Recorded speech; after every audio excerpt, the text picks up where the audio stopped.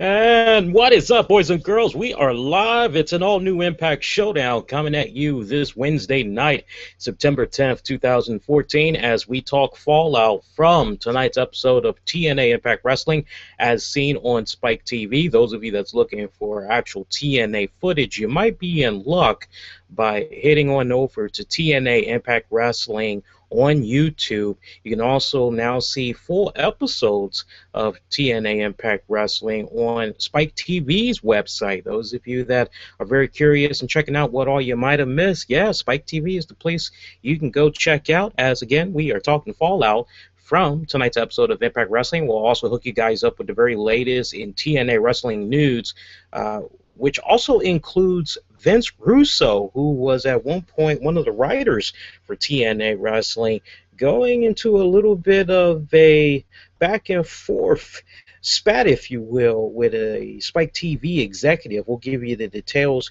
on that in the later part of the show, along with some other headlines. As always, want to get you guys involved. Post those comments down below.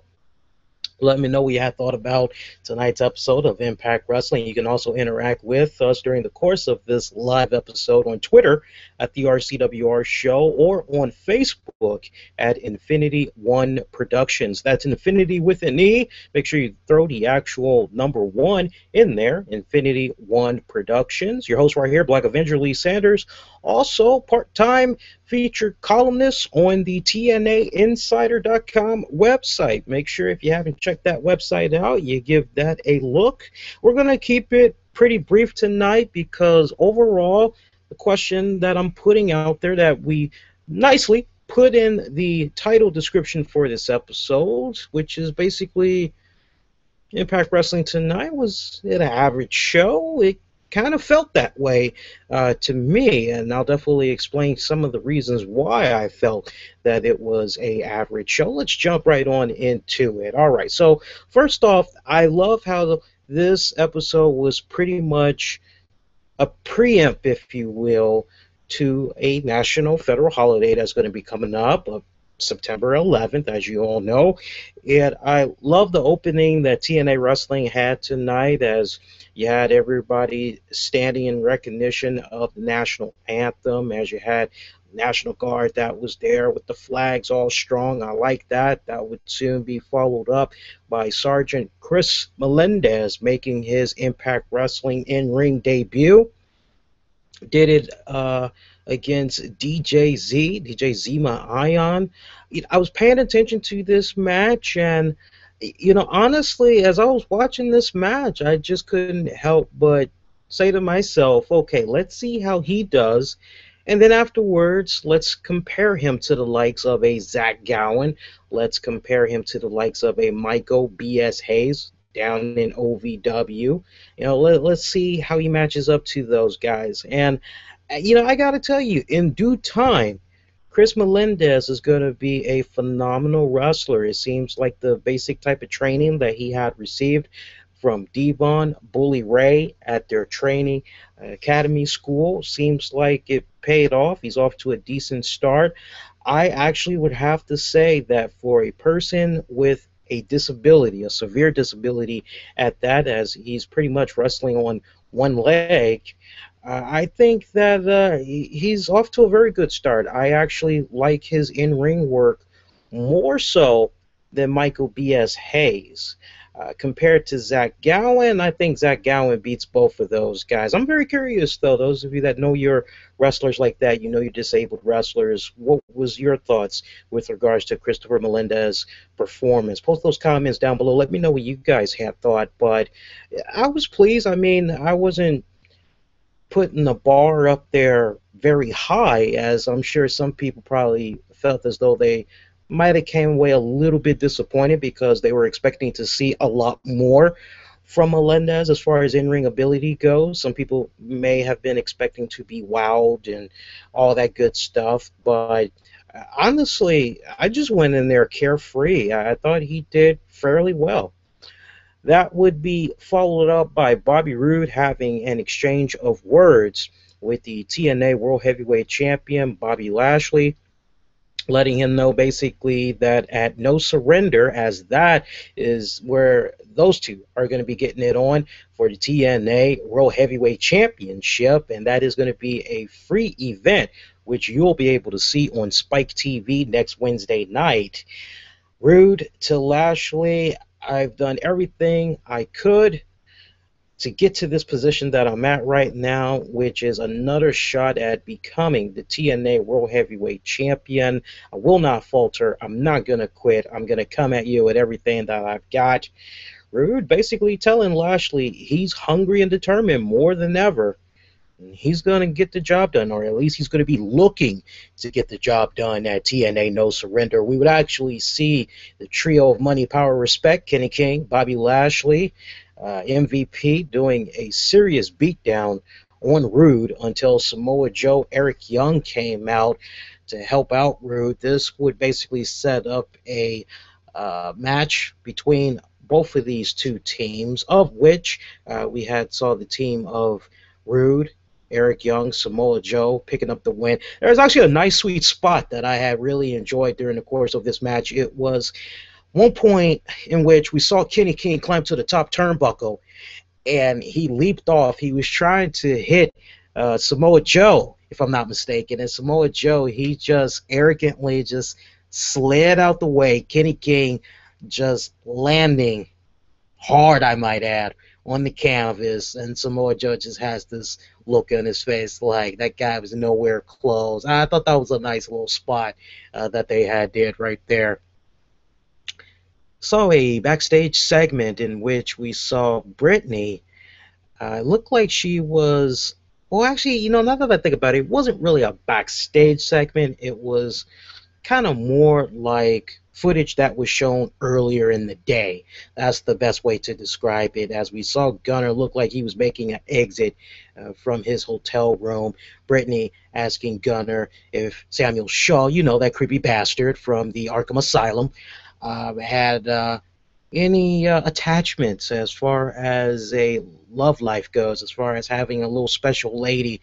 Gunner said, as far as he knows, no, as looks like Brittany is trying to put the moves on Samuel Shaw. Gunner had promised her that he would relay her interests to Samuel Shaw when he got the free opportunities. So, as I said last week and the week before, it's looking as though we have the next chapter coming about for Samuel Shaw. As last we saw him, there was a little bit of a miscommunication that was going on in a couple of matches between him and Gunner. I think we all that have been following wrestling for a long time know exactly where this is going to be heading, and Brittany is probably going to be a very integral part of that. I feel she may be stirring it big time between those two guys. She may be that person that kind of makes Samuel Shaw come to his senses and says, hey, look, you don't need him. All you need is me, baby. That's all you need. And from there, it's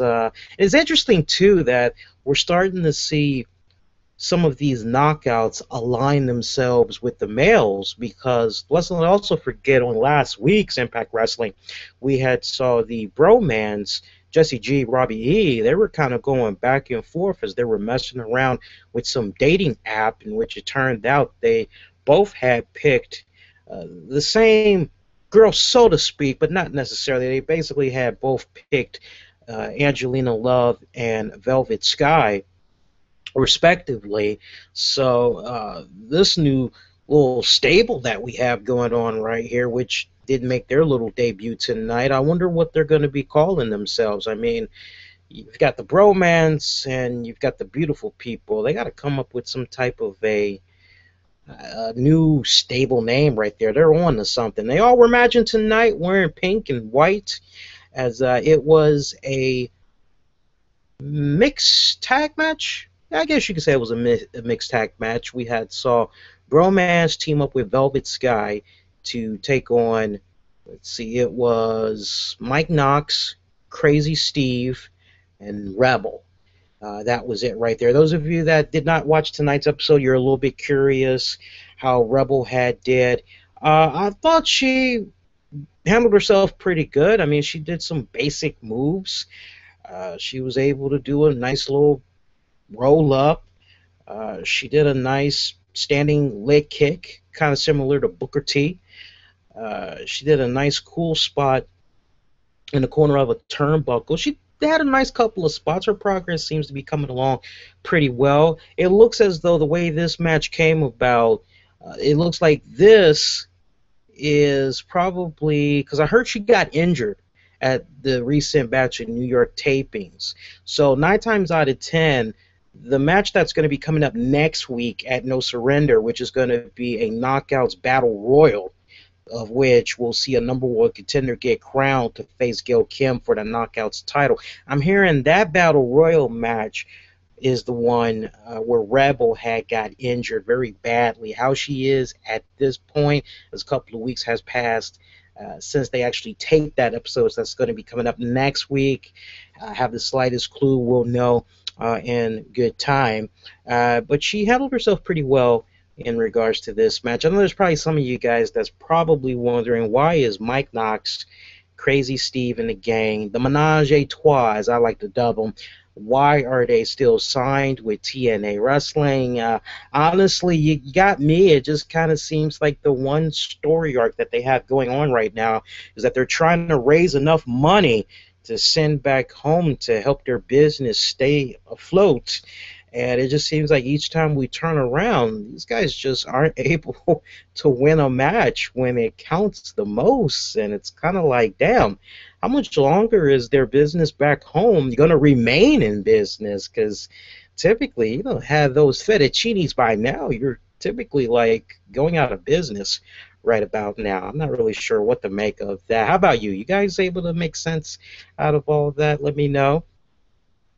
Want to take this pause. Welcome those of you that's checking us out right now. If you're enjoying our show, please go out of your way. Make sure you share this number of ways by Google Plusing, Facebooking, and retweeting. Always one of the many ways you can spread a good word about our content. And if you haven't subscribed to us yet, do make sure you do so, as we're always posting great content for you guys here on a regular basis. Let's continue on, and let's continue the discussion for some more TNA Wrestling Fallout. Ethan Carter III, he had a very solid street fight match against Kurt Angle. Oh, I almost said Kurt Angle. I was thinking Rhino, but I was also thinking Kurt Angle at the same time. Forgive me, folks. He had a very good street fight match against Rhino. This was basically a match set up by Kurt Angle, as Kurt Angle and EC3, they actually had a face-off in the middle of the ring tonight, as Kurt Angle had told EC3, look, you're trying to tell me how to run things, you're trying to tell me how to do my job and all of that. I've got it in check, EC3. You just need to remember that at some point, you and me, we're going to collide again, because I haven't forgotten about what you did to me a couple of months back. We're going to go at it again, and when we do, EC3, I'm going to kick your ass. But in the meantime, there's somebody that wants to kick your ass even more than I do, which is Rhino, as it was announced that it was going to be a street fight match. EC3 wearing hot pink pants, had his dress shoes on, nice little suit and tie. He had no choice but to come up out of that, wearing his white shoes and hot pants to fight Rhino. I actually thought that was like one of the best matches of the entire night.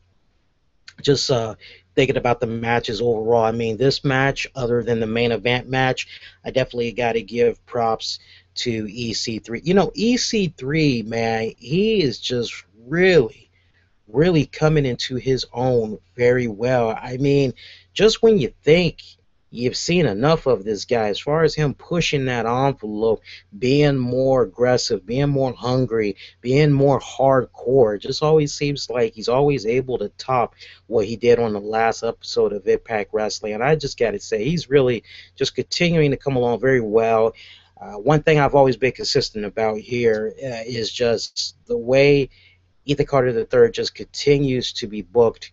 And, you know, he just reminds me of so many people when I look at this guy. I just can't help but think sometimes, how would he have fared in the Attitude Era, or how would he have fared in the ECW era? I know it's kind of reaching right there, but just seeing the way he's been operating, man, just the different type of people that he's been able to work with, I can't help but ask that question, because he just really has that nice, good, in-your-face, hardcore mentality. I mean, he's got the Chris Jericho meets the Chris Benoit meets the Mick Foley, Terry Funk. I mean, he's just got a lot of things all wrapped up into one, And that boy took some serious hits tonight. He took some licks in that street fight match against Rhino, of which he was able to pick up the victory. Damn good matchup right there for Ethan Carter III. As I love the tease that's going on now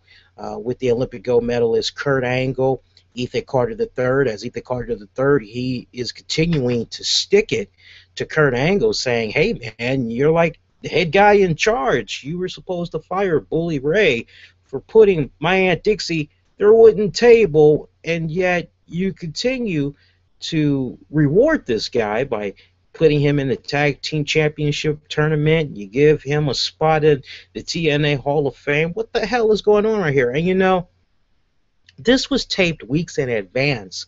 But isn't it funny, folks, how we have EC3 coming out within recent weeks, and he's challenging the authority of Kurt Angle. He's questioning some of the things that he's been doing. Says he was announced the director of wrestling operations. Very, I dare say, a little bit similar to what's been going on with the NFL commissioner, Roger Goodell, and the way he was handling the whole Ray Rice situation. As now we have a lot of people that want for this guy to cough up that job position. They want him to step down, but of course as well as I do, you got to have all the NFL owners come together. You need at least 24 out of 31 to say, you got to go, brother. We want you to step down. And it's just so interesting how current what's going on with the TNA product is with that particular NFL situation, and just how EC3 has been coming after Kurt Angle, challenging his authority and all that. I just think it's kind of nice how they're doing it. I don't know if you guys really thought about that now that I've mentioned that, but I just thought, that's pretty interesting, pretty cool.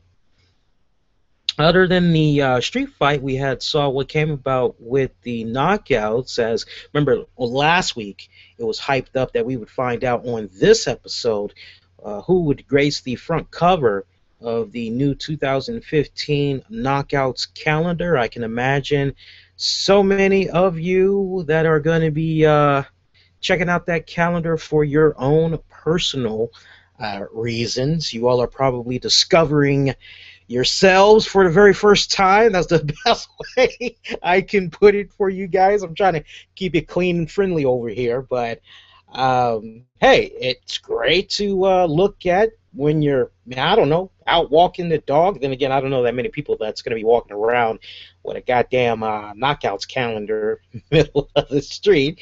But, if you need something for your cubicle, or hell, maybe you need something in the body shop while you're working on that car or whatever, nice little stuff to look at. Or if maybe you're in prison serving a life sentence, well, that just might do you some good right about now. But we would find out that Velvet Sky is the one that's going to be gracing that front cover. A little bit of friction right there between Angelina Love and Velvet Sky, as Angelina Love thought she was going to be the one that was going to be gracing that front cover. Hell, I thought it was going to be Rebel.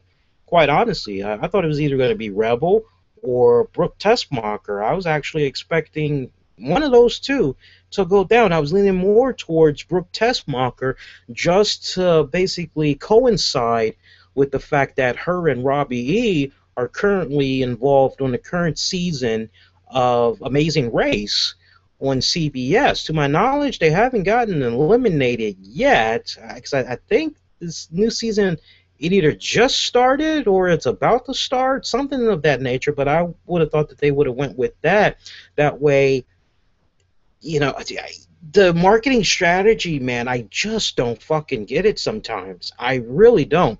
With regards to TNA, really kind of brings to light a lot of the things that Vince Russo had said on his podcast about Spike TV and just the way they've been mishandling TNA. And there's only but so much blame you can put on Spike TV, but then TNA Wrestling also has to share in some of that blame as well. And for this particular segment, must admit, I was actually a little bit disappointed that they did not go in the Brooke Tessmacher, a.k.a. Brooke Adams route. A little bit disappointed they didn't go there.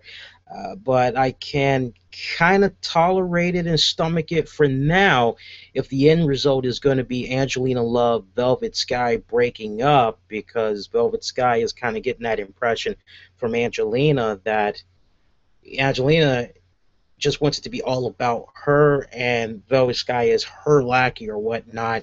But the real focus of this segment, other than the beautiful women that was in the middle of the ring, was one Havok that was spoiling for a fight. She was looking to come down there and I am assuming only take out the entire knockout roster. We actually saw Gail Kim take the fight to her. Havok made quick work of Gail Kim.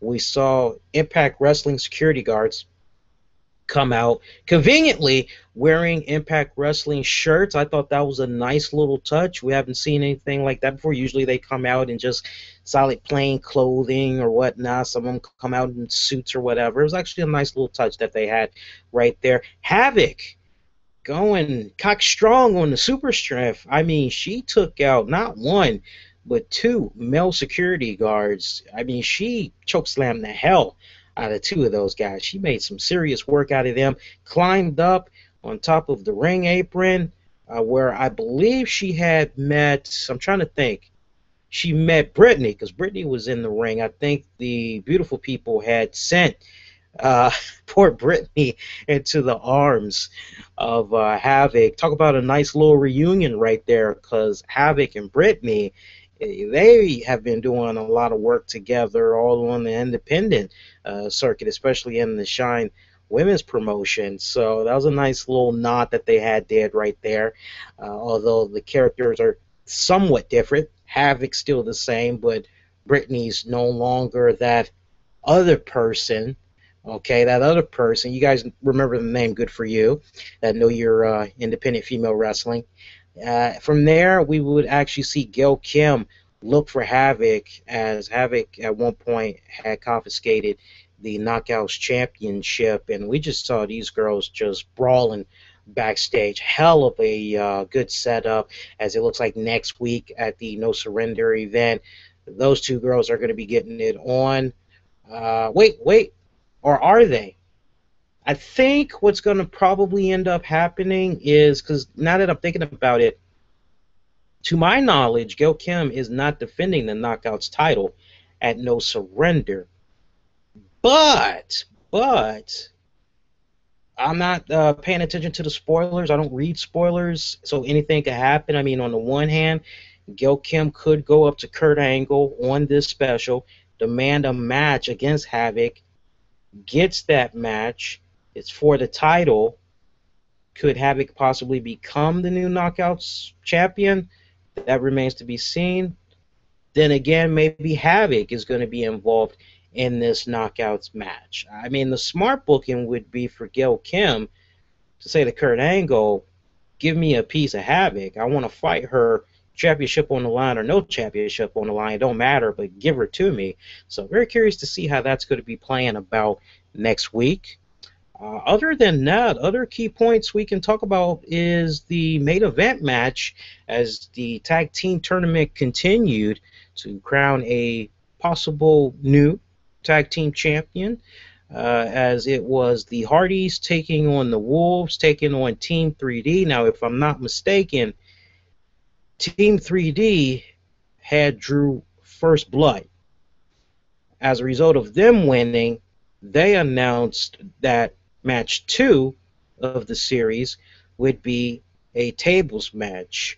Normally, you think tables match, you say to yourselves, well, who's involved? You hear that Team 3D is involved. Surely they're going to get the win, right? Not necessarily, as we've been finding out with TNA's past history involving Bully Ray and some type of a tables match. I don't know if you guys are really hip to that, but it seems like as of late, whenever Bully Ray is involved in some type of a tables match, he usually does not win. And that's exactly what I was saying to myself going into this match. Team 3D is not going to win this, so obviously the other team is probably going to pick up the win, which would thus probably force the Wolves to pick up a win to try to extend the series even further if that's what's going to happen. I mean, it's supposed to be I think it's supposed to be the first team to score 3 wins out of this series. They will become the new tag champions. I'm still a little bit on exactly how this works or whatnot. But we did see the team of the Hardys pick up the win. That was actually a very great closer for the night. Very good main event match. I love the fact that this match had started at about the 44-minute mark. So you're saying to yourself, okay, about 15 minutes left before Impact goes off the air. Okay, this is kind of good. I wish it would have came on just a little bit earlier, but enough time definitely had went into this match. I think there was probably only one commercial break, and then the action had resumed.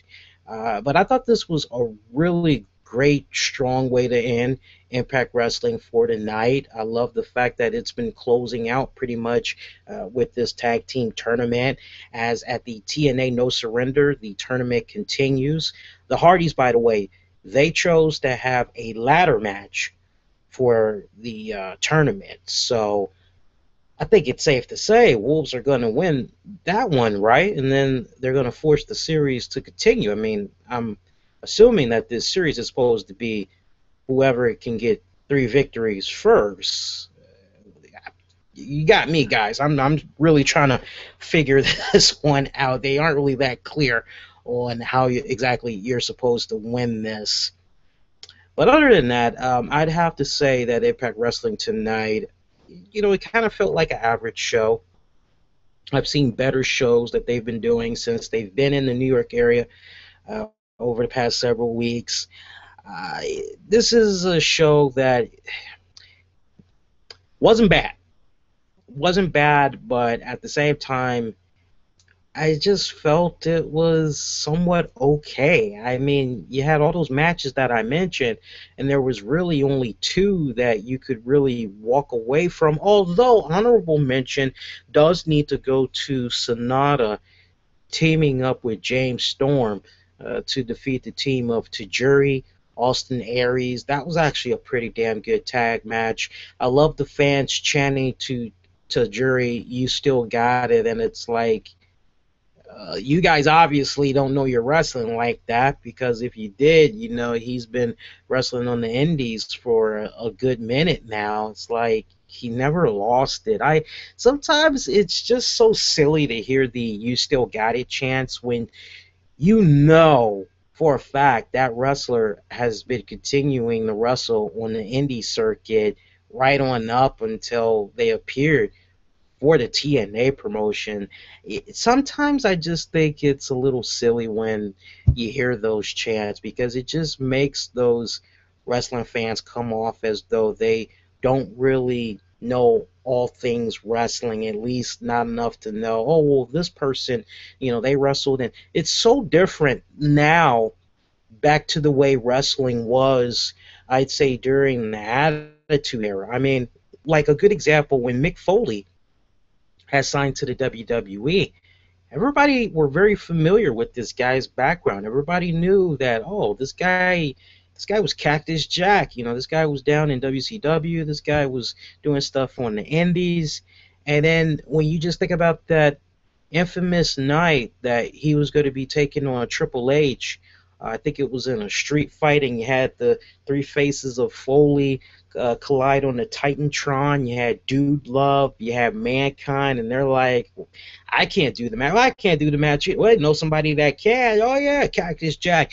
And just the reaction that fans had gave knowing that they were going to be seeing Cactus Jack. This was a character that they were very familiar with and all that. You just trace all of that and you trace everything back to when Mick Foley had first signed on to the WWE. It's like everybody already knew who this guy was. They knew what he had been doing, and for me, the "you still got it," that just kind of says to me, okay, so the only thing you know right now is apparently TNA wrestling. That's all you really know.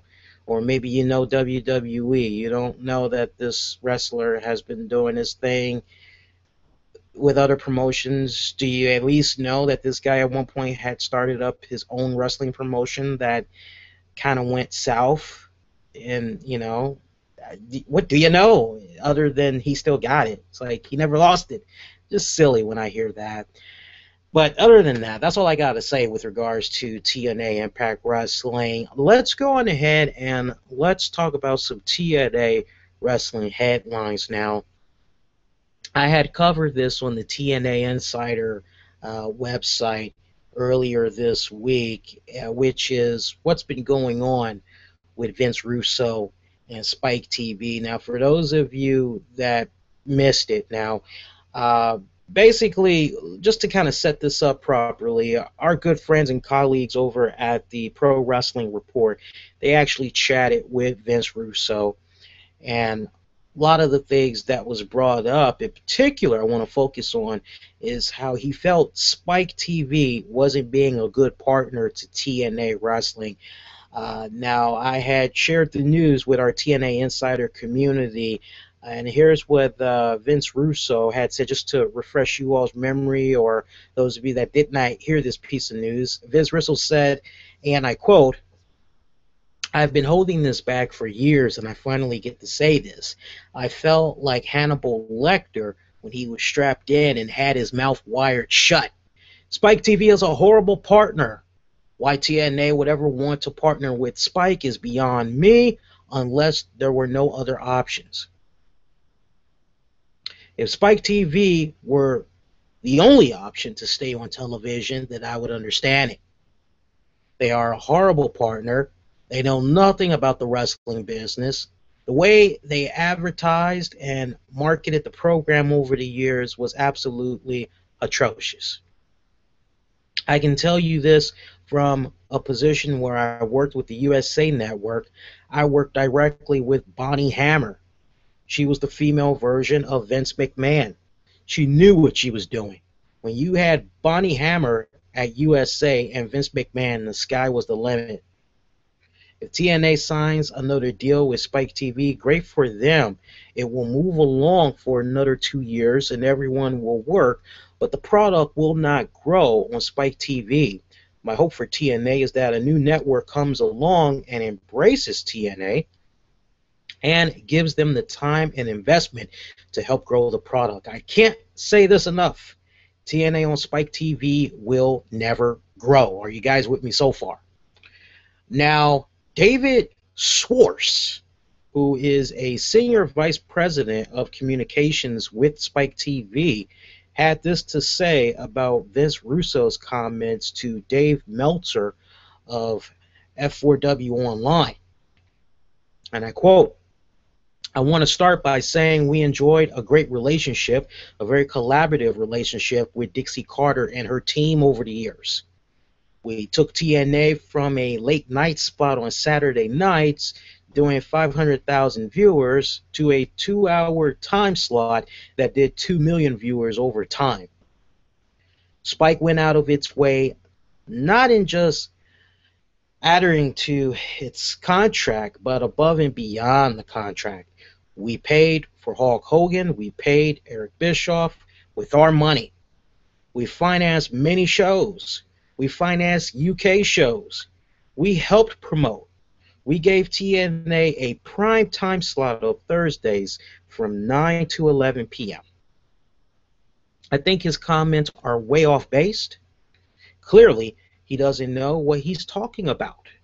He's somebody who thinks more of himself than really exists. Vince Russo never meant anything to Spike TV. He had nothing to do with negotiations. Nobody cares about Vince Russo at Spike TV. Nobody cares or knows who he is. We have a great relationship with TNA. We went above and beyond for them as they did for us. Dixie helped promote our shows. What Vince Russo is saying is complete nonsense. Now, Vince Russo would offer a very good rebuttal to this on his podcast. And I tell you, man, just the way it's looking right now, Vince Russo scores the victory on this one. I mean, to quote one of my buddies here, Christian, it was a serious uppercut that Russo did to this Spike TV exec. Now, here's what Russo had to say about this. Direct quote. I wasn't even going to address this, but they did this. So they did this for me. So many favors that I felt like I'm going to use this for my podcast. I had to use this for my podcast. First, the rumors that TNA and Spike severed ties because of Vince Russo's involvement with TNA. This was a Dave Meltzer story. That's why I always try to tell you guys, take whatever Dave Meltzer says with a grain of salt. Well, according to Spike, they don't even know me. So I'd like to thank David Schwartz for clearing up that false rumor. This all boils down to this. It just proves my point. Spike TV is wasting their time, their resources, and their money putting out some press release on a guy that they claim they don't even know. A guy that was posting his opinions and isn't even in the wrestling business anymore. Isn't even an employee at TNA anymore. That's where this proves my point. Instead of these guys putting in the time and energy into promoting Impact Wrestling on Wednesday night, they put this out. You know, Impact is on your channel. You know you moved them to Wednesday night. You didn't let anyone know, but you still moved them. Instead of putting in the resources to promote Impact, instead, Spike paid David Schwartz to make a press release. They don't promote Impact. They promote a press release on a guy that is out of the business, posting his opinions on wrestling. I stated that they did promote Impact early on, and when they brought in Hogan, I said that. In between those times, not a lot went on with Spike. Turn on Spike TV right now, and let's just see how many commercials there are for Impact that airs tomorrow night. This is the point I've been making with this network all along. Are you guys with me so far? So, I don't know. You guys, you got to admit, Russo, whether you like the guy or you hate him, he's on to something with regards to the way Impact Wrestling is being pushed. Now, look, you don't have to focus on what he's saying. You can just marinate on what we've been telling you guys the past several weeks since Impact Wrestling has made the move to Wednesday nights. Long before Vince Russo even talked about this candidly as he did. What did I tell you guys? Remember, I said Impact Wrestling, they hardly did any type of promoting whatsoever for this new Wednesday time slot, right? A lot of heavy promoting should have gone into it. Typically, when you turn on NBC, when you turn on Fox, you turn on any network or cable channel, and there's a series that has been on for a few seasons at the same night and time or whatever. If they're getting ready to move to a new day and time, new time slot, there's a lot of hype that goes into it, okay? Normally, that hype will kick in right around, I'd say August, maybe mid-August going into September, because everybody's trying to go nice, strong, and heavy for that plug-in of those fall premiere shows, all right? And unfortunately, that is not what was happening with Impact Wrestling, and you've seen how the ratings, if you know your ratings like that, you see how it's been over the course of the past several weeks. As when they made their debut on Wednesday, what's it been now, guys? Almost a month ago, you know, they didn't even have 1 million viewers. I mean, it was down big time. I think it was down by like 18% or whatever. There was a nice little slow increase. I mean, it's nice to see that there is that audience, but obviously that tells you when you look at how it was for them making the move to Wednesdays that there wasn't enough promoting that was being done. So I gotta give it to Russo. He brings up some very valid points right here. And I definitely want to know what you guys think. If you agree with him, or if you disagree. If you disagree with him, I hope it's not because you hate the man, but maybe you're seeing something that he's not seeing, and maybe you don't agree with some of the things I'm saying. Maybe you want to bring something to the table. You're more than welcome to do that. Got some Kurt Angle news for you guys. Looks like Kurt Angle is saying he's going to be making his announcement on what's going to be going on with him as far as his wrestling career goes in the next couple of weeks. He said that he's very close to working out a new deal, a new contract as far as who he's going to be going with. He's not at liberty to discuss it right now, but he's going to be talking a little bit more about it. He's actually going to do I guess you could say, a conference about this new signing that he's going to be doing, as he's noting that at the earliest he may be able to come back in ring-wise in December or maybe early January. Of course, Bobby Lashley was victorious, as well as King Mojo Jojo at the Bellator 123 event that happened last week. I'm sure a lot of you guys are probably a little bit concerned if you're a Bobby Lashley fan on what's going to be happening with that TNA championship, if it's very possible that maybe Bobby Roode might become the new TNA champion. I am just hoping that if a title is going to change hands, if anything, we're pretty much in September now. We're like midway through the month.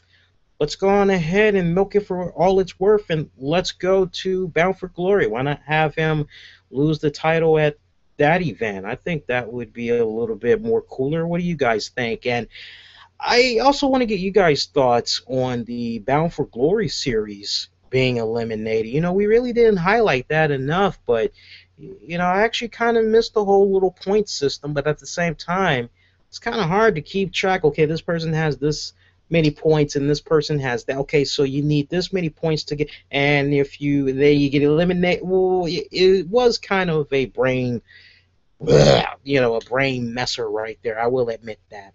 We were talking about Spike TV and what's going on as far as Vince Russo and all that. Of course, still something that is a very hot topic right now is what's going on with TNA Wrestling as far as their future on television. Take this with a grain of salt, but apparently what's being said on the Wrestling Beat is that TNA, they have received an offer from Discovery Network's Velocity Channel, which is in about 48 million households. It's in HD only. Biggest issue, of course, would be rights fees, which is less than a quarter of what they're currently making at Spike. If they had took the deal, they would definitely need to find additional revenue to make up for that cut that they would be taking if they join Discovery's Velocity. It's being said that possibly WGN America has come as a possible option for TNA Wrestling. And looks like there are two other networks that are said to be making a play for TNA. One of them much stronger than Spike TV.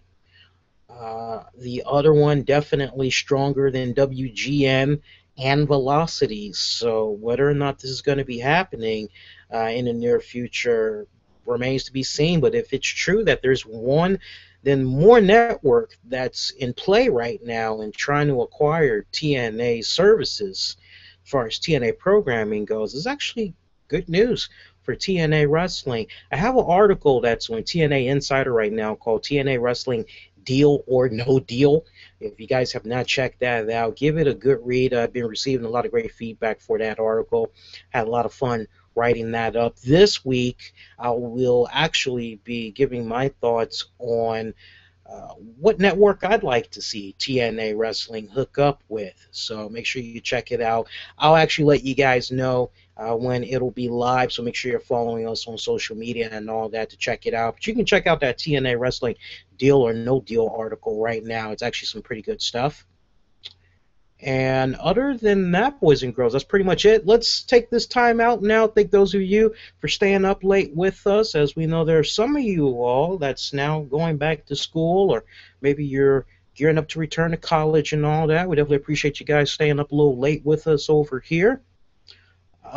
Somebody was asking the other day if I'm going to be doing a NXT special, since we have the takeover thing that's going to be happening tomorrow night. At one point, it looked as though I was going to be doing it, but the way it's looking right now, I'm like 90% confident that it's a lock. But I have a very special guest that I'm going to be interviewing tomorrow. You guys won't be able to catch it, though, until the weekend. It's actually going to be a video face-to-face chat that you guys will be able to check out. I can't reveal the name right now. If I reveal the name, there's probably going to be a ton of other people that's going to try to get on top of this and, copycats and all this other stuff. So I'm keeping it on the hush right now. Please do not send me private messages asking me who it is that I'm going to be interviewing, because I'm just going to ignore it. But I don't know yet. I don't know if we're going to be covering the NXT special. Probably not. If anything, I may talk about it over the weekend and make an excerpt be available on our YouTube channel. But on that note, let's go ahead. Let's pull up you guys' comments. Let's see what you guys had thought about tonight's TNA wrestling, or maybe you have a TNA wrestling related question. You can definitely post it now before we go off the air. Let's see what you guys got to say. And I see we got a decent amount of people checking us out live right now. While I still got you guys' attention, man, show some love, especially if you appreciate what we do for you here, man. Make sure you give us a thumbs up. Just right down below, give us a thumbs up and all that. Share this a number of ways, all right?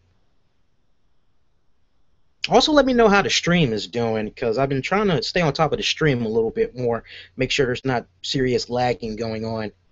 All right, I'm looking at you all's comments now. Let's have at it. Not that many comments coming in. I mean, I see a decent amount of you guys watching right now. I do appreciate that, but it looks like we don't have that many comments coming in. I love it when it's a short show. If you guys are commenting, I probably won't see the majority of them until we go off the air. Weston, TNA fell flat today. I agree with you. I give it a 3 out of 10. The main event was good, and that was about it. I don't know, man. 3 out of 10 seems pretty steep, man. Maybe more like 5 out of 10. It was an average episode. I mean, they did try. Give them credit for trying. Weston will go on to say, tonight's matches seem slow-paced and nothing memorable happened tonight. Tonight's episode went to war with the episode of last Monday's Raw, and TNA would get destroyed just based on this week's shows. Well, let's not also go the WWE Raw route. Let's not only go that route. Let's really be for real. You could probably match up tonight's episode of Impact Wrestling to 1 hour of this week's OVW TV, this week's 1 hour of Ring of Honor television, right? And those shows will be better than what TNA did tonight. You could probably go back, look at 1 or maybe 2 to 4 episodes of WCW Nitro. Those will be better than what TNA did tonight. You could go pull up any episode of the Monday Night War, and for that 45 to 55 minutes that it's on, that will be better than what we had got from tonight's episode of Impact Wrestling. Now, for you hardcore TNA fans, hold it. Don't hit the dislike button just yet.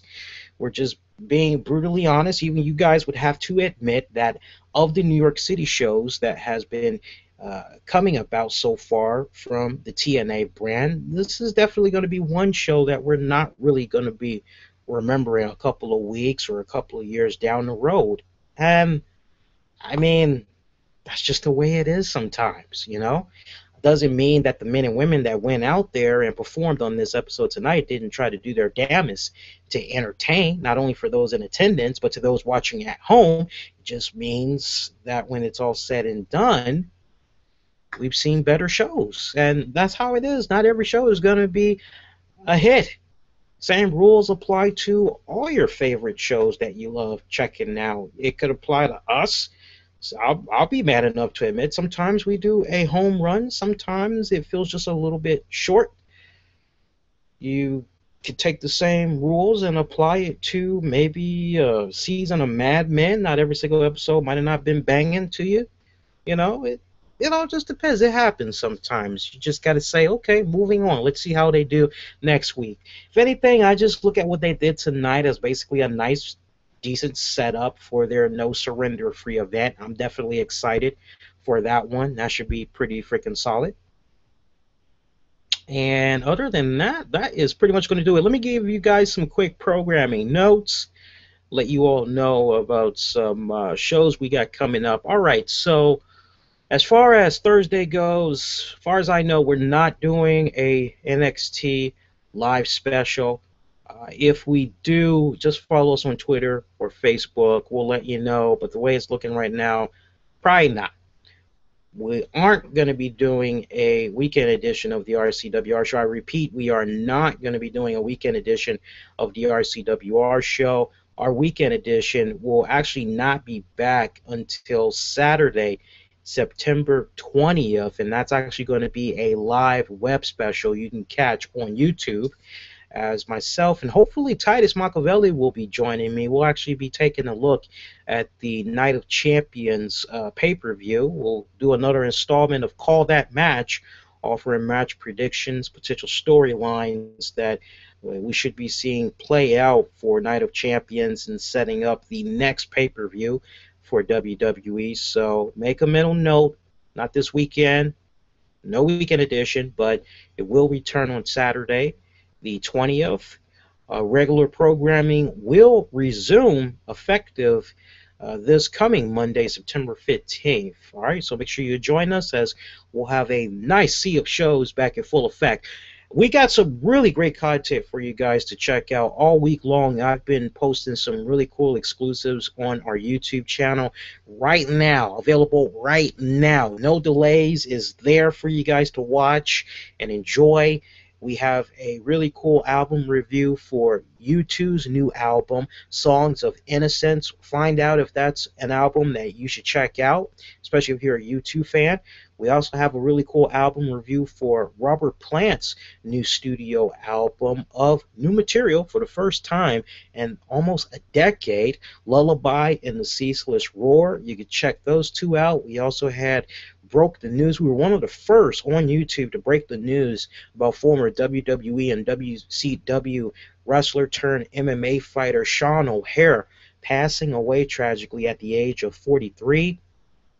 We've been staying on top of that. There's a lot of stuff that you can check out if you're still kind of having that wrestling or music, whatever your fix is. Just poke your head on our YouTube channel and check it out. And if you haven't subscribed, make sure you do, as we always post some really great content for you guys to check out on a weekly basis. We've got episodes available for you guys on the downloads, Stitcher, iTunes, Spreaker, Blog Talk Radio, iHeartRadio. Shout out to those of you that have that iHeartRadio app, by the way. I just noticed earlier today that there's actually probably at this point 2, almost 3 episodes that have not been updated for the iHeartRadio feed. Completely out of our hands. We have nothing to do with that. I have gotten in contact with iHeartRadio support.